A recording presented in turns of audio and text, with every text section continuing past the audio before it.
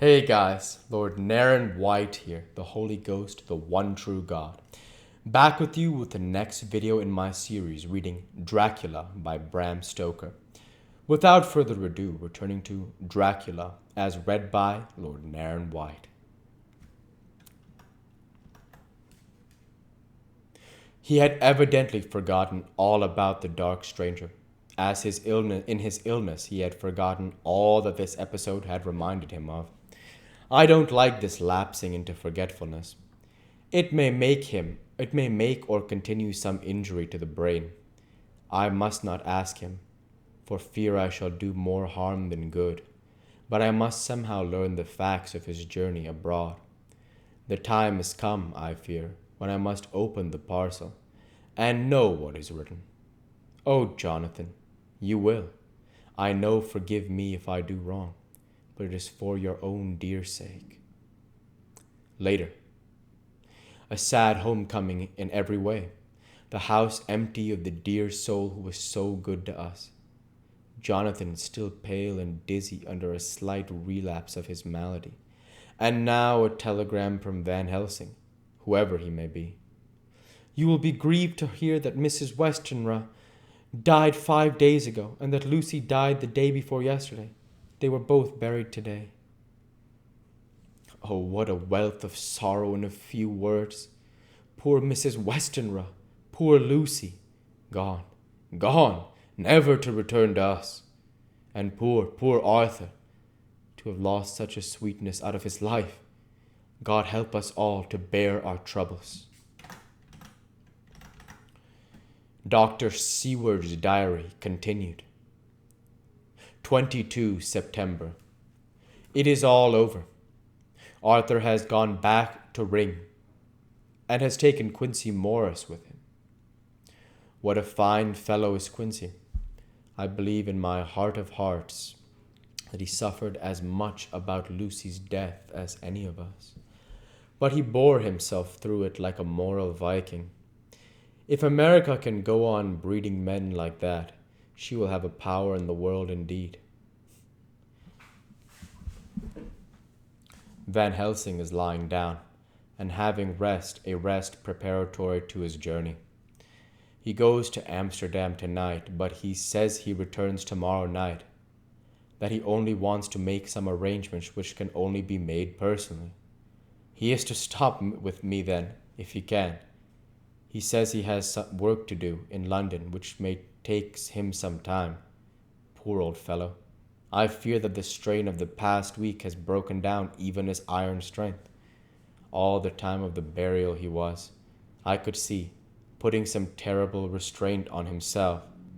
When it was all over, we were standing beside Arthur, who, poor fellow, was speaking of his part in the operation where his blood had been transfused to Lucy's veins.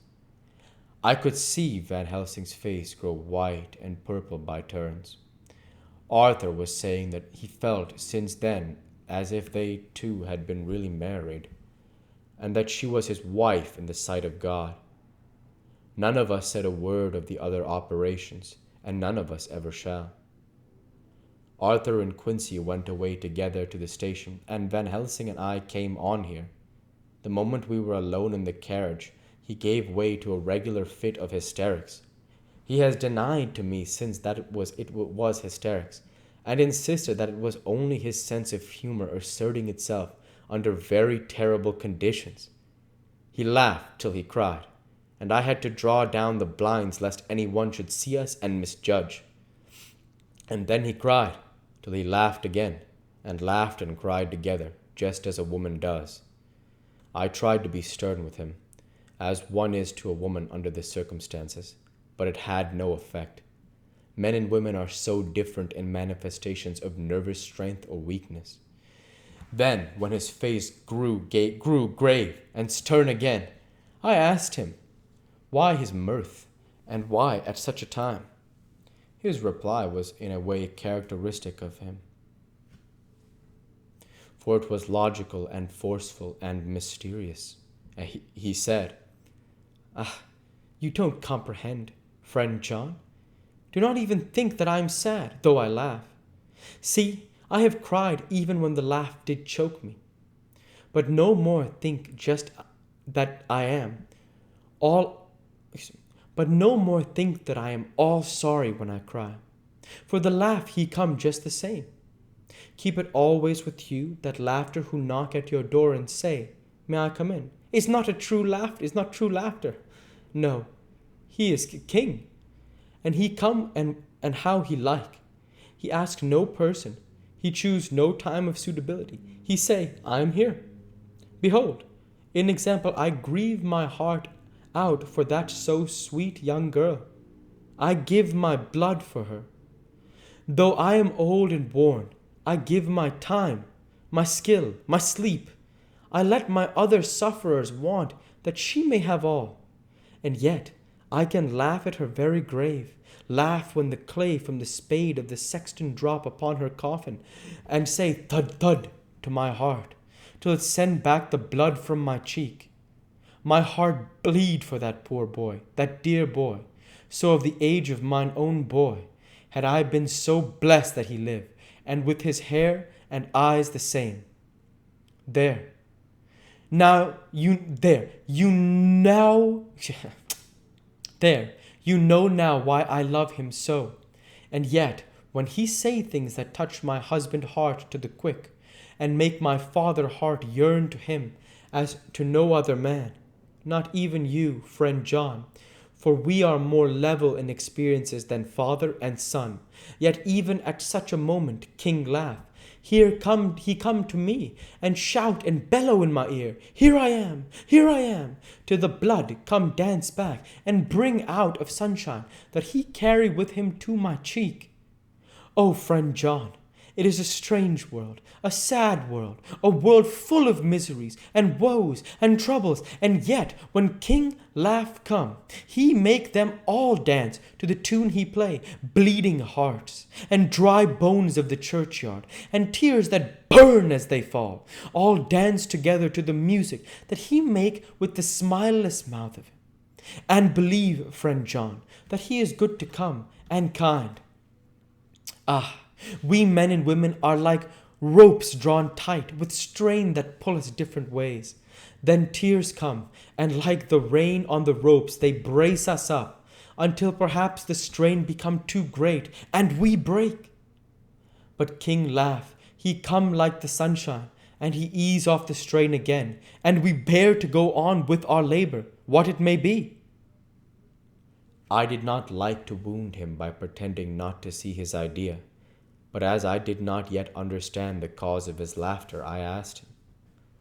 As he answered me, his face grew stern, and he said in quite a different tone, "Oh, it was the grim irony of it all. This so lovely lady garlanded with flowers, that looked so fair as life, till one by one we wondered if she were truly dead.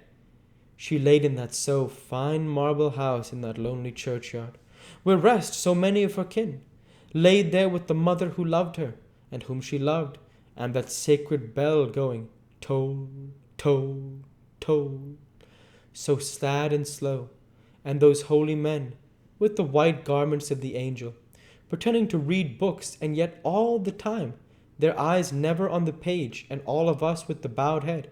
And all for what? She is dead, so, is it not?" "Well, for the life of me, Professor," I said, "I can't see anything to laugh at in all that. Why, your expression makes it a harder puzzle than before. But even if the burial service was comic, what about poor Art and his trouble? Why, his heart was simply breaking." "Just so. Said he not that the transfusion of his blood to her veins had made her truly his bride?" "Yes, and it was a sweet and comforting idea for him." "Quite so. But there was a difficulty, friend John. If so that, then what about the others? Ho, ho!